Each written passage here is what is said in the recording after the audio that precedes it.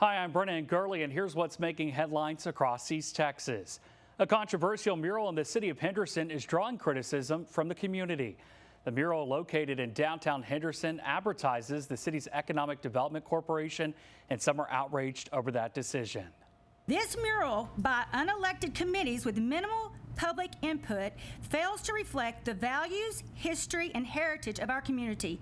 The layout of HEDCO's flag is the way the military lays the flag on a fallen soldier's casket. So what is this statement here? That our town is dead? Y'all are causing irreparable harm to the integrity of our historic areas. I ask you now what else you will like and approve. Fight.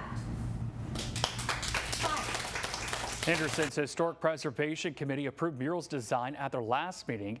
They heard from a half a dozen citizens speaking out against the design and claiming they do not have the authority to approve it.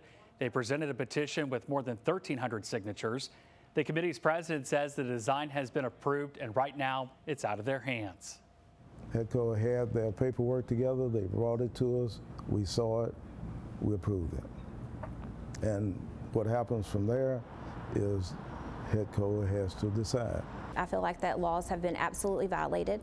This project needs to halt until they can at least do their due diligence, the city, to see, in fact, if these laws have been violated and if they went through the proper channel.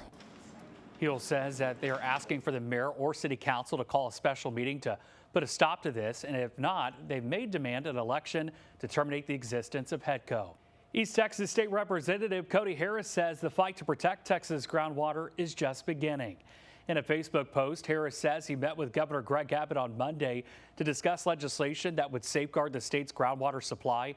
That's in response to talks of a corporation attempting to pump millions of gallons of water from the Carrizo-Wilcox aquifer. He called that meeting productive and says the governor is supportive of the effort. Harris is currently drafting legislation and plans to meet with the governor's team again once those bills are ready to be filed.